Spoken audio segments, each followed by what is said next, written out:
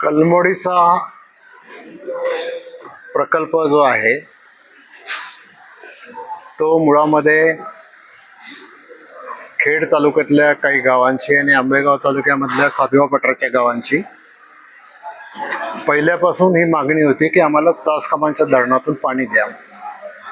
परंतु चासकमांच्या धरणातल्या नियोजनानुसार पाणी उपलब्ध नसल्यामुळं खेड तालुक्यामध्ये चासकमान धरणाच्या आतमध्ये कलमोडी नावाचं एक वेगळं धरण बांधण्यात आलं आणि साधारणपणाने जून 2010 पासून हे धरण कलमोडीचं धरण पूर्ण क्षमतेने त्या ठिकाणी भरत आहे. नुकतीच आता सुधारित आराखड्याला राज्य सरकारने 26 फेब्रुवारी 2026ला मान्यता दिलेली आहे आणि या मान्यतेनुसार सातगाव पठारमधली उपसिंचन योजना आणि खेड तालुक्यामधल्या उपसिंचन योजना या दोन्ही मिळून साधारणतः 5065 हेक्टर क्षेत्राला सिंचनाचा लाभ मिळणार आहे. खेड तालुक्यामधली वरुडे, पूर, कनरसर या गावातली 1252 हेक्टर अतिरिक्त सिंचन क्षेत्रासह कलमोडी प्रकल्पाच्या अंतर्गत एकूण 6622 क्षेत्रात पाणी देण्यासाठी महामंडळाकडून हा प्रस्ताव शासनाला गेला होता.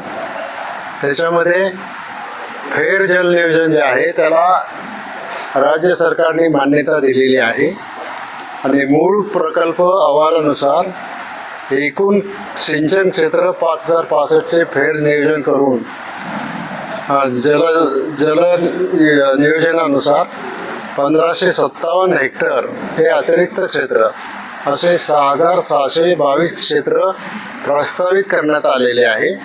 त्यामुळे मूळ सिंचनामधल्या क्षेत्रामध्ये 10% वाढ या ठिकाणी झालेली आहे.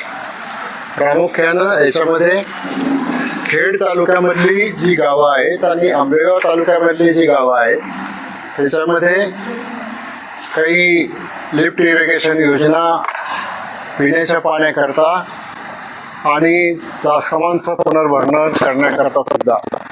तर याच्यामध्ये खेड तालुक्यामधली कडदे, कानेवाडी, मोहकल, चासकमान, पापळवाडी, मिरजेवाडी ही गावं आहेत. तर आंबेगाव तालुक्यामधली कुरवंडी, कोलारवाडी, थुगाव, भावडी, कारेगाव, पेठ, पारगाव ही गावं त्याच्यामध्ये आहेत आणि याचा हा जो पाण्याचा साठा तयार होईल त्याच्यामधून खेड तालुक्यातली गावं आणि आंबेगाव तालुक्यातली सातगाव पठारच्या एरियातली गावं या गावांना याचा लाभ होणार आहे. राज्य सरकारने प्रशासकीय मान्यता दिलेली आहे.